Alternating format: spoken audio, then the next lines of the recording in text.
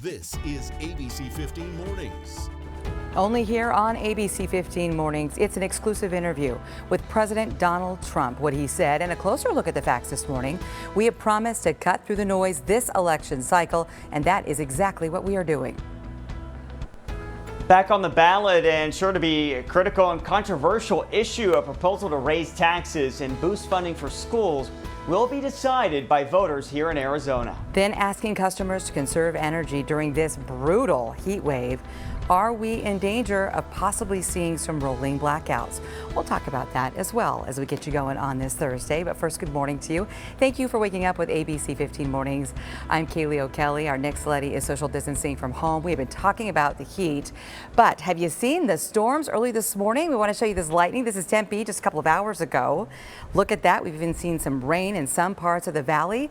Our meteorologist, Iris Hermosillo, has a look at what is happening right now.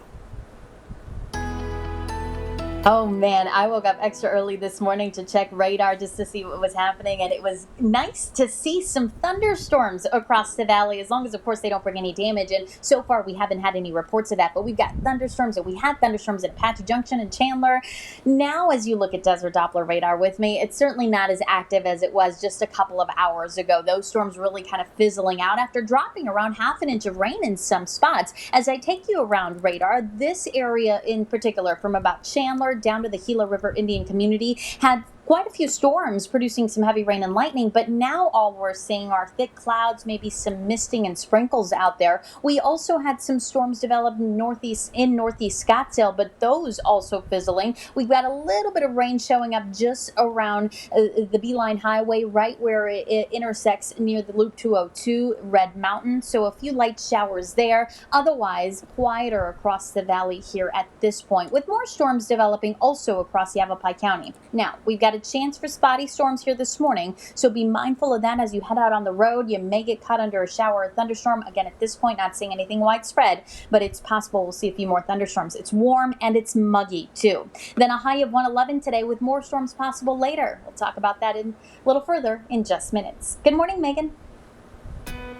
Good morning to you, Iris. Yes, we are keeping tabs on the roadways because we know rain sometimes leads to some incidents on our roadways. We had some crashes earlier, but take a look right now. Wide view of the maps on your Thursday morning drive. Looking pretty good. Let's track your travel times. If you're traveling on the I-10 eastbound, Loop 101 to the stack, it'll take you about 13 minutes. In the northern portion of our valley, all green there. A crash cleared on the Loop 101 a few minutes ago, so that's some good news. And then as you take a look here in the East Valley, you can see the 202, the 60, all looking good for you this morning. Let's take a live look at one of our ADOT cameras. We also had a crash near the I-17 here. This is Indian School Road for you. A view. You can see traffic is now flowing nicely this morning. We hope that continues, and we'll keep tabs on it for you. Megan Thompson, thank you for that. New this morning, SRP announcing that after asking customers to conserve power, the company was able to avoid the need for rotating outages last night. Now this week, both APS and SRP have asked customers to reduce the amount of power being used, or we could maybe see blackouts. But with the excessive heat still in our forecast today, are we out of the woods just yet? Here's ABC 15 investigator Courtney Holmes. Utilities get power two ways. They generate it and they buy it. And if something goes down, say a power plant, or in this case, transmission lines, they've got to get that power from somewhere else. Under normal circumstances, they would just go to the energy markets and buy more from another place that isn't using as much. But because it's so hot everywhere right now, the places where they normally go to get extra power could at any moment say they don't have enough to give, which would prompt controlled blackouts. In SRP's case, active wildfire disrupting a huge transmission line is the element that made that utility's call for conservation even more urgent. APS wasn't dealing with major equipment being threatened, but still wanted to reduce energy and be prepared in case something did happen. Now, if temperatures continue the way that they have across the West, or if there's a major equipment failure, Arizonans could be asked to do this again and again. Courtney Holmes, ABC 15, Arizona. Courtney, thank you. As for that wildfire threatening SRP's transmission line, the salt fire spreading to nearly 2,800 acres in the Tonto National Forest. The Forest Service is warning these communities to be ready to evacuate. The fire also causing closures on State Routes 188 and 288. It is back to the classroom today for thousands of students at ASU. The university's campuses across the valley will offer in-person and online learning. Masks are required for everyone on campus, along with health checks. ASU is offering free COVID-19 tests as well for students and staff members. It's back to school today for students in the J.O. Combs district in Santan Valley, but they will be learning online only. The governing board voting to delay in-person instruction until the end of the month.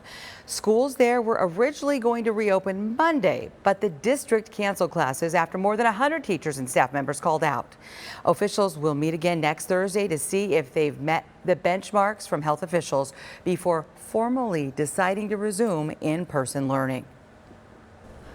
Well, new this morning, teachers may not have to quarantine if they're exposed to COVID-19. That's according to new guidance from the Trump administration, which says educators are critical infrastructure workers, which would exempt them. Health officials warn this could raise the risk of spreading the virus if an exposed teacher isn't showing symptoms but is still infected. Looking at Arizona's coronavirus numbers this morning, the under 20 age group is seeing the most growth in cases right now. 125 new cases reported among kids and teens. That's part of the 637 new cases added Wednesday. Our total number of cases now more than 195,000, and more than 4,600 people have died so far from this virus in our state. 6:06 now. This November might be the most important election in Arizona history.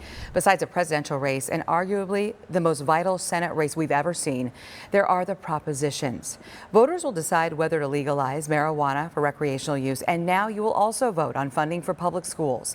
The Invest in Education Act is set to be back on the ballot, and our John Genovese is live. He's outside Cochise Elementary School in Scottsdale and hearing from both sides this morning. Yeah, and good morning, Kaylee. Both sides vowing to fight this out and do everything they can to get their messaging out over the next few months. Now, the state Supreme Court overturning a previous ruling that found the wording in the 100-word summary for voters regarding Invest in Ed was misleading. Now, that lower court also found that the method used to collect signatures for it may have violated a law on paying collectors per signature. All of that now cleared, and upon approval from the Secretary of State, Arizonans will be able to vote on this. It would impose a 3.5% tax surcharge on individuals making over $250,000 or couples making over $500,000 a year. Now, backers believe it will pump close to $1 billion a year into the state's school systems and put all taxpayers on a level playing field, but opponents say it's an overreach with no clear direction where that money will go. We're going to be able to go to Arizona and say, hey, we need you to vote on the resources that we need for our classrooms, that our kids need in order to learn. And so it is very exciting that the ruling by Arizona's Supreme Court is going to give millions of Arizonans that opportunity to make that happen. We're disappointed with the outcome, but we still have an appeal. We're going to go into the court of public opinion now. And we're going to have a conversation with Arizona voters as to why a nearly 80% tax increase is such a bad idea, especially in the midst of a pandemic.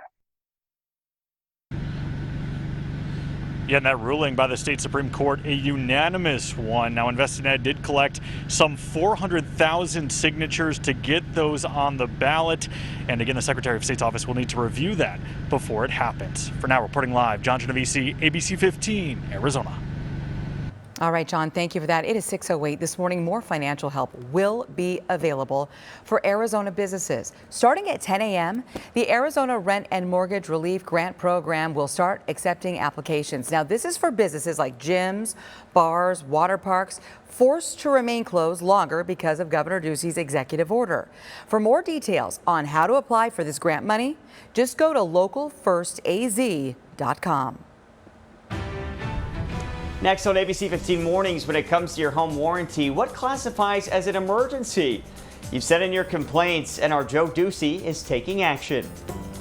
Plus heavy rain, winds, plenty of lightning. The monsoon making a return this morning. Meteorologist Iris Hermosillo is back. She's tracking all of it in your most accurate forecast. It is another weather action day because we also have that heat.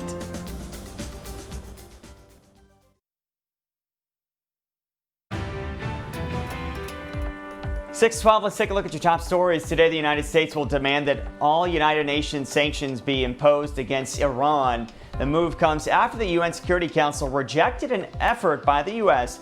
to extend a weapons embargo on Iran.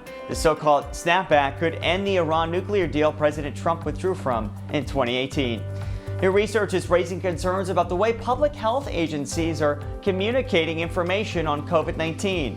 The study from Dartmouth found many agencies are using a reading comprehension level that's higher than the average Americans. Researchers are recommending that health departments use short, direct sentences and avoid technical terms.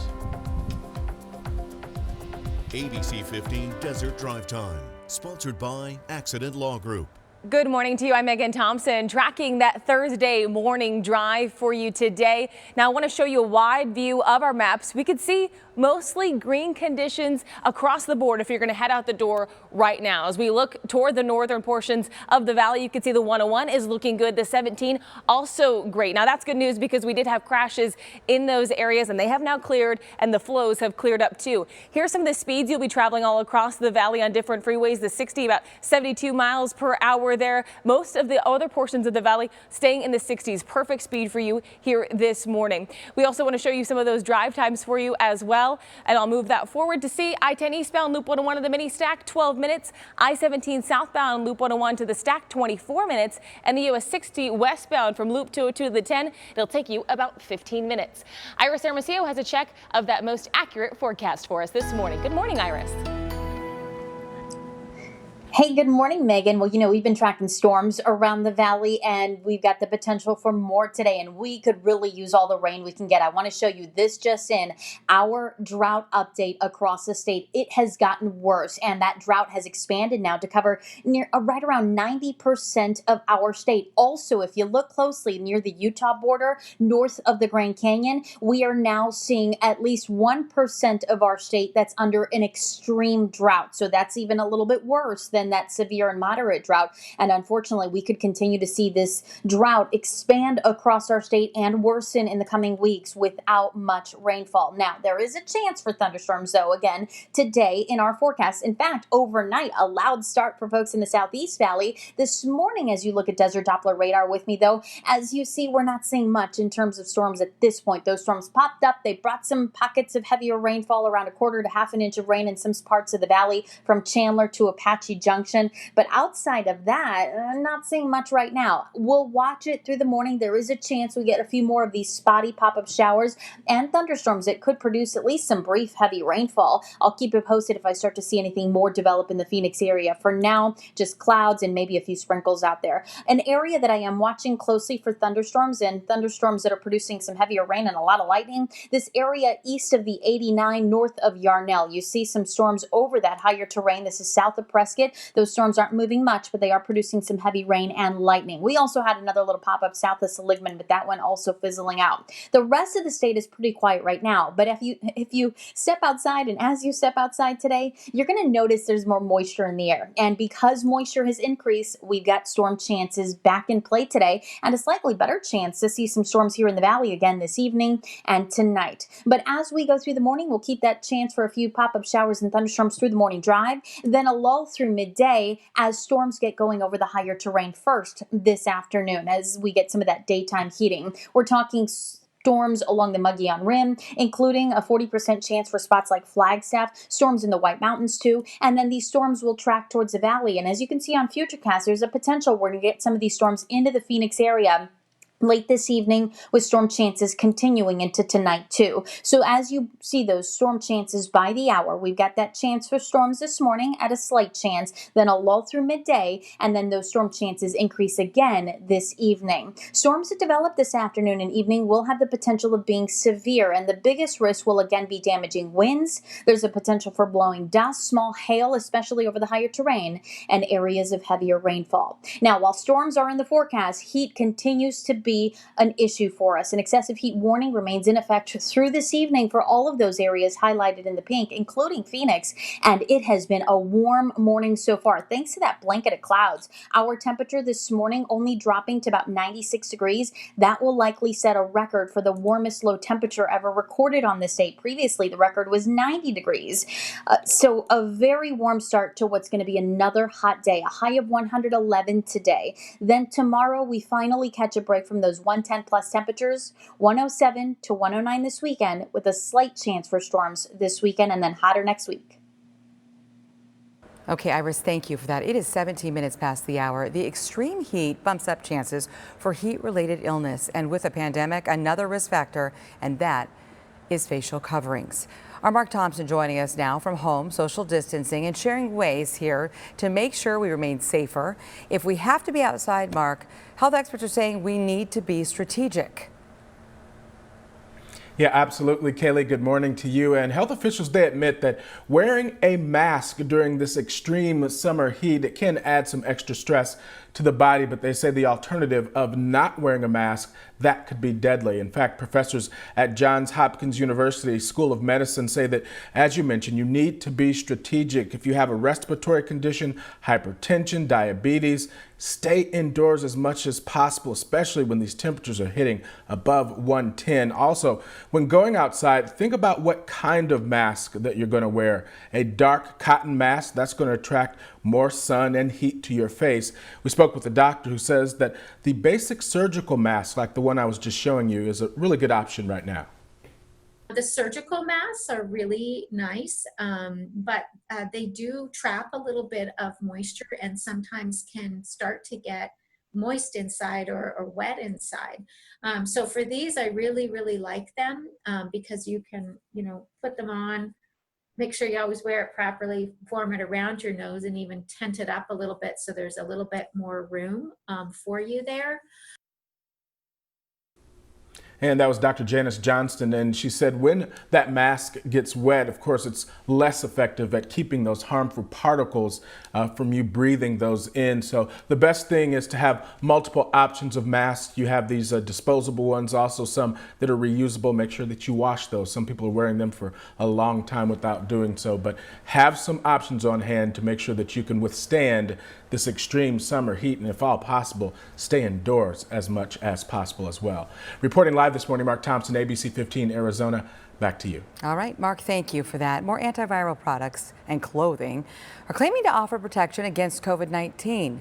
Companies claiming things like these pants here can stop viral activity within 2 hours of contact. Others are selling antibacterial gloves that are supposed to be able to destroy bacteria and microorganisms. Well, medical experts are saying since we don't know a lot about the way COVID-19 spreads on surfaces, they're recommending sticking to what we know works, and that's washing our hands and wearing a mask. Up next here on ABC 15, can your air conditioning handle the hottest summer we have ever had here? Units are going down and homeowners are fighting over warranties. Our Let Joe Know team with a report we all need to see.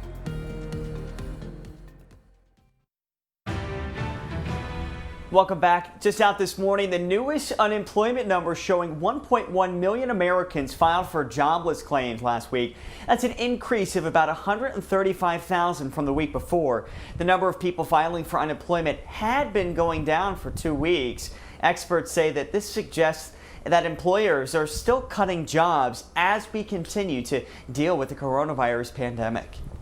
Well, as the valley continues to see record-breaking heat, more people are dealing with AC systems that just can't handle it.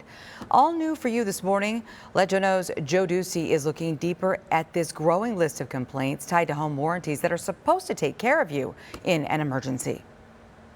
Your AC has gone out, but you have a home warranty. AC's covered, so it should be a quick fix, right? It shouldn't have gone on this long. Rick Piper says despite having an Old Republic home warranty, despite temps in the hundreds, it took 2 weeks to get his AC back working properly. I mean,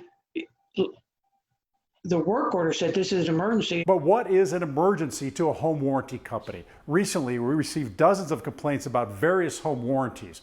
Many people had AC issues. Weeks later, no fix. You'd think that 110-degree temperatures would be an emergency. Rick had even a bigger issue. His wife is a transplant recipient who relies on a service dog for assistance.